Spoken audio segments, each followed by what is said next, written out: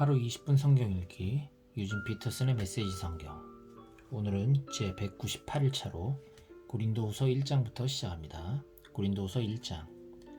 나 바울은 하나님께서 친히 계획하신 특별한 임무를 띠고 메시아이신 예수에게서 보내심을 받았습니다. 나는 고린도에 있는 하나님의 교회와 아가야의 모든 믿는 이들에게 이 편지를 씁니다. 우리 아버지와 주 예수 그리스도께서 주시는 온갖 선물과 은혜가 여러분의 것이 되기를 바랍니다. 여러분이 알고 신뢰하는 디모데도 나와 함께 문안합니다. 우리 주님이며 메시아이신 예수의 하나님 아버지께 모든 찬양을 드립시다. 모든 자비를 베풀어 주시는 아버지, 모든 위로의 하나님, 그분은 우리가 힘든 시기를 겪을 때 우리 곁에 오시는 분입니다. 또한 그분은 우리가 알아차리기도 전에 힘든 시기를 겪고 있는 다른 사람 곁으로 우리를 데려가셔서 그분께서 우리를 위로해 주셨듯이 우리도 그 사람을 위로하도록 힘주시는 분입니다. 우리가 메시아를 따르다 보면 힘겨운 시기를 많이 겪기 마련이지만 그분께서 주시는 치유와 위로의 복된 시기에 비하면 그 시기는 아무것도 아닙니다. 우리 역시 그러한 위로를 넘치게 받고 있습니다. 우리가 예수를 위해 고난을 겪는 것은 여러분의 치유와 구원을 위한 것입니다. 우리가 잘 대접받고 도움의 손길과 격려의 말을 받는 것도 여러분의 유익을 위한 것입니다. 그것은 여러분을 격려하여 움츠러들지 않고 앞만 보고 나아가도록 하려는 것입니다. 여러분의 힘든 시기는 우리의 힘든 시기이기도 합니다. 여러분이 복된 시기를 누릴 때와 마찬가지로 힘겨운 시기를 견뎌내는 모습을 보면서 우리는 여러분이 잘 해낼 것을 조금도 의심하지 않습니다. 친구 여러분, 아시아에서 우리에게 이 모든 일이 닥쳤을 때 얼마나 힘겨운 시기였는지 여러분이 알아주면 좋겠습니다. 그 시기는 우리가 헤쳐나가리라고 생각지도 못할 만큼 극심했습니다. 그 시기가 계속되는 동안 우리는 사형수가 된 것 같았고 모든 것이 끝난 줄 알았습니다. 그러나 나중에 한 일이지만 그 일은 무엇보다도 좋은 결과를 가져다 주었습니다. 왜냐하면 우리는 우리 자신의 힘이나 지식에 의지해 거기에서 벗어나려 하지 않고 하나님을 전적으로 신뢰할 수밖에 없었기 때문입니다. 그것은 틀린 생각이 아니었습니다. 그분께서는 죽은 자들을 다시 살리시는 하나님이시니까요. 그분께서는 그렇게 해주셨습니다. 피할 수 없는 죽음에서 우리를 건져주셨습니다. 하나님께서는 또다시 그렇게 해주실 것입니다. 우리가 구원을 필요로 할 때면 언제든지 우리를 건져주실 것입니다. 여러분과 여러분의 기도는 그 구조 작업의 일부입니다. 나는 여러분이 그 점에 관해서도 알고 있기를 바랍니다. 나는 우리를 건져주신 하나님께 찬양을 올려드리는 여러분의 얼굴을 지금도 볼 수 있습니다. 여러분의 기도가 우리를 구하는 데 그토록 결정적인 역할을 한 것입니다. 최악의 상황이 지나간 지금 우리는 양심과 신앙을 더럽히지 않고 이 상황에서 벗어나게 된 것을 전할 수 있게 되어 무척 기쁩니다. 또한 다시 세상을 대할 수 있게 되어 기쁘기 그지없습니다. 더 중요한 것은 우리가 고개를 들고 떳떳하게 여러분을 대할 수 있게 되었다는 것입니다. 그러나 그것은 우리의 대단한 능력으로 된 것이 아닙니다. 하나님께서 우리가 무엇에도 굽히지 않고 그분께만 초점을 맞추게 해주셨기에 가능한 일이었습니다. 이 편지에서 행간을 읽으려 하거나 숨은 의도를 찾으려고 하지 마십시오. 우리는 여러분이 이미 세세한 부분을 본 것 같이 전체 그림도 알아보기를 바라면서 이해하기 쉽고 꾸밈없는 진리를 쓰고 있습니다. 우리 주 예수 앞에 함께 서게 될 때 여러분이 우리의 자랑거리듯이 우리도 여러분의 자랑거리가 되기를 바랍니다. 처음에 나는 여러분의 환대를 확신했기에 여러분을 2차례 방문하기로 계획했습니다. 마케도니아로 가는 도중에 여러분에게 들렀다가 돌아오는 길에 다시 들를 작정이었습니다. 그러면 나는 여러분의 환송을 받고 유대로 떠나갈 수 있었을 테니까요. 원래 그 계획은 그랬습니다. 그러나 일이 계획대로 되지 않았습니다. 그래서 여러분은 내가 약속을 쉽게 뒤집는다고 생각하며 비난하는 것입니까? 여러분은 내가 한 입으로 두 말을 하면서 어떤 때는 쉽게 이해하고 다른 때는 쉽게 안 이해한다고 생각하십니까? 그렇다면 여러분이 틀린 것입니다. 하나님께서 자신의 말씀에 신실하시듯이 나도 나의 말에 신실하려고 애쓰는 사람입니다. 우리가 여러분에게 전한 말씀은 경솔하게 이해하고 말했다가 가차없이 안 이해하고 취소할 수 있는 말이 아닙니다. 어찌 그럴 수 있겠습니까? 실라와 디모데가 내가 여러분에게 하나님의 아들을 선포했을 때 여러분은 그것을 이해해도 되고 아니해도 되는 일관성 없는 모호한 것으로 이해했습니까? 우리가 선포한 것은 순수하고 확고한 예가 아니었습니까? 무엇이든지 하나님께서 약속하신 것에는 예수의 예가 찍혀 있습니다. 그분 안에서 우리가 전하고 기도하는 것도 그러합니다. 우리가 전하고 기도하는 것에는 위대한 아멘, 하나님의 이해와 우리의 이해가 아주 또렷하게 찍혀 있습니다. 하나님은 우리를 지지하시고 그리스도 안에서 우리를 믿을 수 있는 사람으로 만드시며 우리 안에 그분의 이해를 새겨 넣으시는 분입니다. 그분은 자기 영으로 우리에게 영원한 언약을 찍어주셨습니다. 그분이 완성하고자 하시는 일을 확실하게 시작하신 것입니다. 내가 고린도에 있는 여러분에게 찾아가지 않은 진짜 이유를 들을 준비가 되었습니까? 하나님을 나의 증인으로 모시고 말하는데 내가 가지 않은 것은 여러분의 아픔을 덜어주기 위해서였습니다. 여러분에게 무관심해서도 아니고 여러분을 조종하려고 그런 것도 아니었습니다. 나는 여러분을 배려했을 따름입니다. 우리는 여러분이 믿음 생활을 어떻게 하고 있는지 감독하는 사람, 의혹을 품고 어깨너머로 여러분을 보며 흠을 잡는 사람이 아닙니다. 우리는 여러분과 함께 힘을 모아 일하면서 기쁜 마음으로 여러분을 바라보는 동역자입니다. 나는 여러분이 우리의 믿음이 아니라 여러분 자신의 믿음으로 서 있다는 것을 압니다. 고린도후서 2장. 그래서 나는 여러분과 나에게 아픔을 줄 수 있는 또 다른 방문을 자제하기로 결심한 것입니다. 내가 그저 얼굴을 내밀기만 해도 여러분이 난처하고 괴로운 입장에 처하게 될 텐데 여러분이 어찌 나를 위로하고 나의 기운을 북돋아 주겠습니까? 그래서 나는 가지 않고 편지를 써보냈습니다. 나를 기쁘게 해주리라 여겼던 벗들을 낙담시키면서 괴로운 시간을 보내고 싶지 않았기 때문입니다. 그 편지는 내게 최선인 것이 여러분에게도 최선일 것이라고 확신하고 써보낸 것입니다. 결과적으로 그 편지를 쓰는 것은 몹시 괴로운 일이었습니다. 그 편지는 양피지에 잉크로 쓴 것이 아니라 눈물로 쓴 것입니다. 그러나 나는 여러분에게 고통을 주려고 그 편지를 쓴 것이 아닙니다. 그 편지는 내가 여러분을 얼마나 아끼는지, 아끼는 건 이상입니다. 내가 여러분을 얼마나 사랑하는지 여러분이 알아주시기를 바라면서 쓴 것입니다. 여러분의 교회 안에 이 모든 일을 일으킨 장본인 곧 이 모든 고통을 안겨준 문제의 인물을 두고 말씀드립니다. 이 일로 상처를 입은 사람은 나 한 사람만 아니라 몇몇 사람을 제외한 여러분 모두라는 사실을 알아두기 바랍니다. 그래서 나는 심하게 책망하지 않으렵니다. 여러분 대다수가 동의하여 그 사람을 벌을 내렸다니 그것으로 충분합니다. 이제는 그 사람을 용서하여 스스로 일어서도록 도울 때입니다. 여러분이 그의 죄를 비난하기만 한다면 그는 죄의식 속에서 숨이 막혀 죽을 것입니다. 그러나 나는 사랑을 쏟아부을 것을 권고합니다.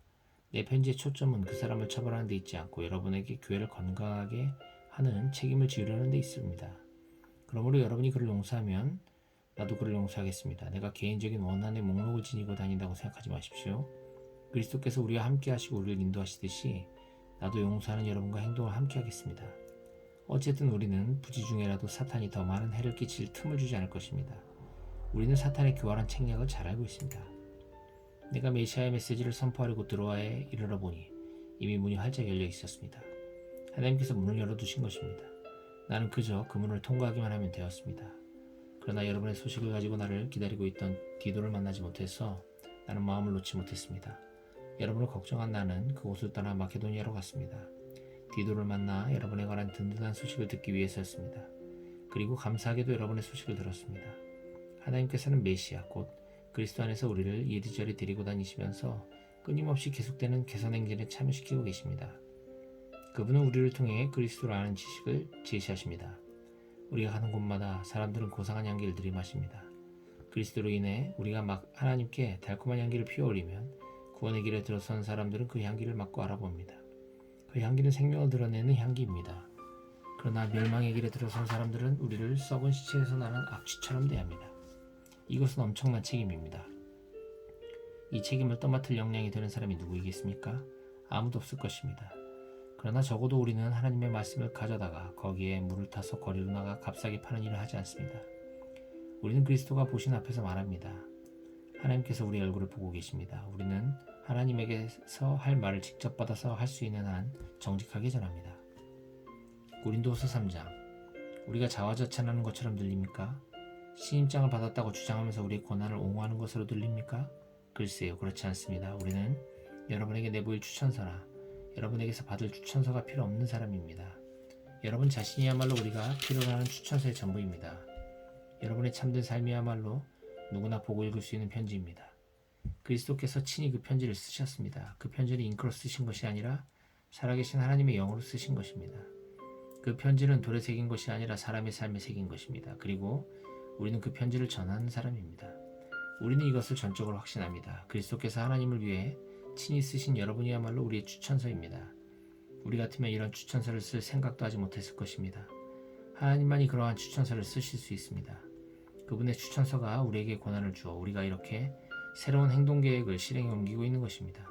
그 계획은 종이에 잉크로 쓴 것도 아니고 페이지마다 율법에 관한 각주를 빼곡하게 달아서 여러분의 영을 죽이는 것도 아닙니다. 그 계획은 성령께서 영이 되고 쓰신 것, 그분의 생명이 우리의 삶이 되고 쓰신 것입니다. 죽음의 통치, 돌판에 새긴 죽음의 헌법인 율법은 멋지게 시작했습니다. 모세가 율법을 새긴 그 돌판을 전달할 때 곧 사라지긴 했지만 그의 얼굴은 대낮같이 빛났습니다. 이스라엘 백성은 태양을 응시할 수 없는 것처럼 그의 얼굴을 똑바로 쳐다보지 못했습니다. 그렇다면 살아계신 영의 통치는 얼마나 더 눈부시겠습니까? 율법에 의해 이루어진 정죄의 통치가 인상적이었다면 성령에 의해 이루어지는 의의 통치는 얼마나 더 인상적이겠습니까? 이의 통치가 눈부셨다고 하지만 그것은 이세 통치와 나란히 서면 완전히 희미해 보일 것입니다. 잠시 있다가 사라지고 말 제도가 깊은 인상을 주었다면 영원토록 다스릴 이 밝게 빛나는 통치는 얼마나 더한 인상을 주겠습니까? 우리를 감격스럽게 하는 그 소망이 있기에 그 어떤 것도 우리에게 방해가 되지 않습니다. 모세와 달리 우리는 숨길 것이 전혀 없습니다. 모든 것이 우리와 함께 훤히 드러나 있습니다. 모세는 자기 얼굴에 나타난 영광이 사라져가는 것을 이스라엘 자손이 알아채지 못하게 하려고 수건을 썼습니다. 그래서 그들은 알아채지 못했습니다. 그들은 그때에도 알아채지 못했지만 지금도 알아채지 못하고 있습니다. 그 수건 뒤에 아무것도 남아있지 않다는 것을 전혀 알아채지 못하고 있습니다. 오늘날에도 그들은 그 낡고 힘없는 통치의 선포를 소리내어 읽고 있지만 그것을 꿰뚫어보지 못합니다. 오직 그리스도만이 수건을 벗기셔서 그 뒤에 아무것도 없다는 것을 그들로 직접 보게 하실 수 있습니다. 그러나 그들이 모세처럼 돌아서서 하나님을 마주하면 하나님께서 그 수건을 벗겨주십니다. 그러면 거기서 하나님과 서로 얼굴을 마주보게 됩니다. 그 순간 그들은 하나님이 율법을 새긴 한 조각 돌판이 아니라 살아계셔서 인격적으로 임재하시는 분이라는 것을 깨닫게 됩니다. 살아계신 영이신 하나님께서 임하시면 우리를 옥죄던 저 낡은 법조문이 쓸모없다는 것을 깨닫게 됩니다. 우리는 그 법조문에서 풀려난 사람들입니다. 우리 모두가 그러합니다. 우리와 하나님 사이를 가로막는 것은 아무것도 없습니다. 우리 얼굴은 그분의 얼굴빛으로 환히 빛나고 있습니다. 하나님께서 우리 삶에 들어오시고 우리가 그분을 닮아갈 때 우리는 메시아를 꼭 닮은 형상으로 변화되고 우리 삶은 점점 더 밝아져서 보다 아름다워질 것입니다. 고린도후서 4장. 하나님은 너무도 은혜로우셔서 그분이 하고 계신 일에 우리를 참여시키셨습니다. 그러니 이따금 힘겨운 시기를 만나더라도 우리는 단념하거나 우리를 포기할 마음이 없습니다. 우리는 가면을 쓰고 속이는 짓은 하지 않습니다. 술수를 쓰거나 배후에서 조작하는 짓도 하지 않습니다. 우리는 하나님의 말씀을 마음대로 왜곡하지도 않습니다. 오히려 우리가 행하고 말하는 모든 것을 사람들 앞에 훤히 드러내고 진리를 모두 공개하여 원하는 사람은 누구든지 보고 하나님 앞에서 스스로 판단할 수 있게 합니다. 우리의 메시지가 누군가의 눈에 보이지 않는다면 그것은 우리가 감추고 있어서가 아니라 그들이 잘못된 것을 보거나 잘못된 길을 가면서 메시지에 주의를 기울이지 않기 때문입니다. 그들이 온통 관심을 갖는 것은 유행하는 어둠의 신뿐입니다. 그들은 자신들이 원하는 것을 그 신이 줄 수 있다고 생각합니다. 그들은 자신들이 보지 못하는 진리이신 분을 믿으려 하지 않습니다. 그들은 눈이 아주 멀어서 그리스도와 더불어 빛나는 메시지의 밝은 서광을 보지 못합니다. 그리스도께서는 우리가 장차 얻게 될 하나님의 형상을 가장 분명하게 보여주시는 분입니다. 기억하십시오. 우리가 전하는 메시지는 우리 자신에 관한 것이 아닙니다. 우리는 예수 그리스도를 주님으로 선포하고 있습니다. 현재 우리는 모두 심부름꾼, 예수께서 보내셔서 여러분에게 달려가는 심부름꾼입니다. 이 일은 하나님께서 어둠을 밝혀라 하고 말씀하신 때부터 시작된 일입니다. 우리가 온통 밝고 아름다우신 그리스도의 얼굴에서 하나님을 보고 깨달은 순간 우리 삶은 빛으로 차올랐습니다. 여러분이 우리만 본다면 여러분은 그 밝은 빛을 놓치고 말 것입니다. 우리는 이 귀중한 메시지를 우리 일상의 삶이라는 수수한 질그릇에 담아가지고 다니기 때문입니다. 그것은 어느 누구도 비할 데 없는 하나님의 능력을 우리의 능력으로 혼동하지 않게 하려는 것입니다. 사실 그럴 가능성이 많지 않을 것입니다. 여러분도 알다시피 우리는 볼품없는 사람들이니까요. 우리가 고난에 둘러싸여 난타를 당했지만 사기를 잃지 않았습니다. 우리가 어찌할 바를 몰라도 우리가 알기로 하나님은 어찌해야 하는지 알고 계십니다. 우리가 영적으로 위협을 받았지만 하나님은 우리 곁을 떠나지 않았습니다. 우리가 넘어뜨림을 당했지만 꺾이지 않았습니다. 사람들은 예수께 한 일, 재판과 고문, 조롱과 살해를 우리에게도 그대로 하고 있습니다. 그러나 예수께서는 그들 가운데서 행하신 일을 우리 안에서도 행하고 계십니다. 그분은 살아계십니다. 우리의 삶은 예수를 위해 끊임없이 위험을 무릅쓰고 있습니다. 그것은 예수의 생명이 우리 안에서 보다 분명히 드러나게 하려는 것입니다. 우리는 가장 나쁜 일을 겪고 있지만 여러분은 가장 좋은 상황을 맞고 있습니다. 우리는 이것을 비밀로 할 수 없습니다. 절대 그럴 수 없습니다. 나는 믿었다. 그래서 말했다. 라고 말한 시편 기자처럼 우리도 우리가 믿는 바를 말합니다. 우리가 믿는 바는 주 예수를 다시 살리신 분께서 우리를 여러분과 함께 다시 살리시리라는 확신입니다. 이 모든 일은 여러분의 유익과 하나님의 영광을 위한 것입니다. 더욱 많은 은혜가 더욱 많은 사람들에게 퍼져서 더욱 많은 찬양이 있게 하려는 것입니다. 그러므로 우리는 포기하지 않습니다. 어찌 포기할 수 있겠습니까? 겉으로는 우리의 일이 실패로 끝나는 것처럼 보이지만 안에서는 하나님께서 단 하루도 빠짐없이 은혜를 펼치시며 새로운 생명을 창조하고 계십니다. 현재의 힘겨운 시기는 장차 다가올 복된 시기, 우리를 위해 마련된 성대한 잔치에 비하면 하찮은 것에 불과합니다. 눈에 보이는 것이 전부가 아닙니다. 지금 우리 눈에 보이는 것은 오늘 이 자리에 있다가 내일이면 사라지고 말지만 보이지 않는 것은 영원히 지속될 것입니다. 고린도후서 5장.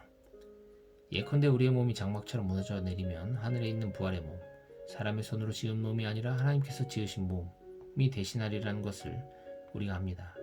그때가 되면 우리는 우리의 장막을 다시 이전하지 않아도 될 것입니다.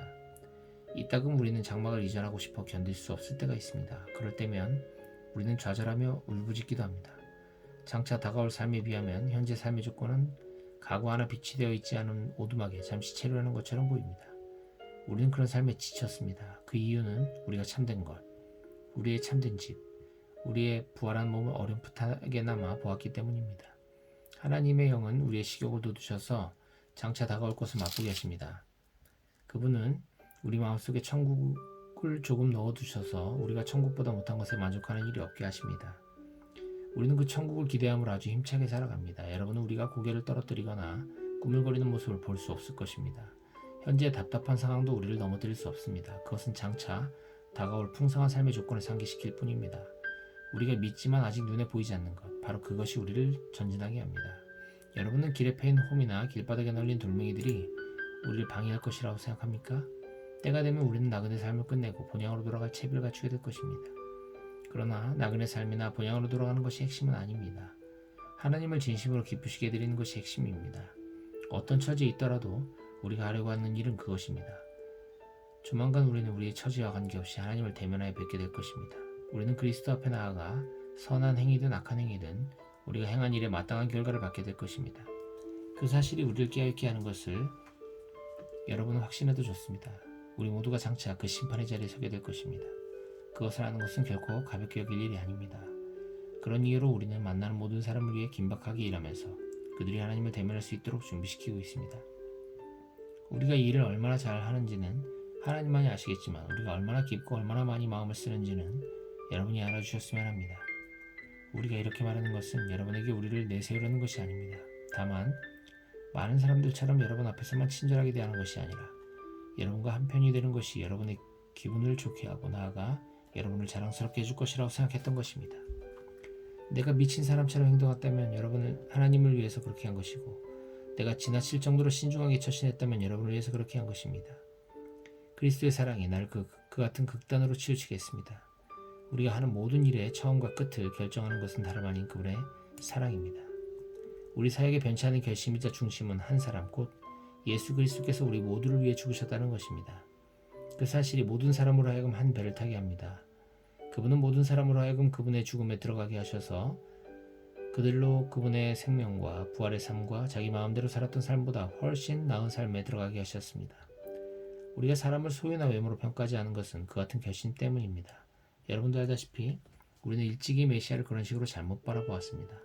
우리는 더 이상 그분을 그런 식으로 바라보지 않습니다. 이제 우리는 중심을 봅니다.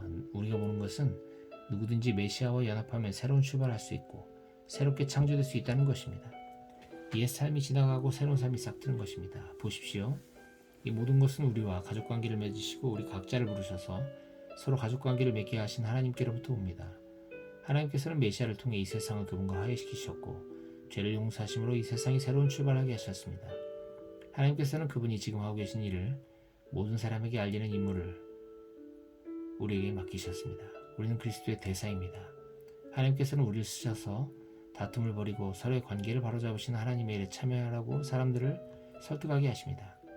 이제 우리는 그리스도를 대신해 말씀드립니다. 하나님께서 이미 여러분과 친구가 되셨으니 여러분도 하나님과 친구가 되십시오. 어떻게 하면 되느냐고 여러분은 물을 것입니다. 그리스도 안에 머물기만 하면 됩니다. 하나님께서는 잘못한 일이 없는 그리스도께 죄를 씌우셔서 우리로 하여금 하나님과 바른 관계를 맺게 하셨습니다.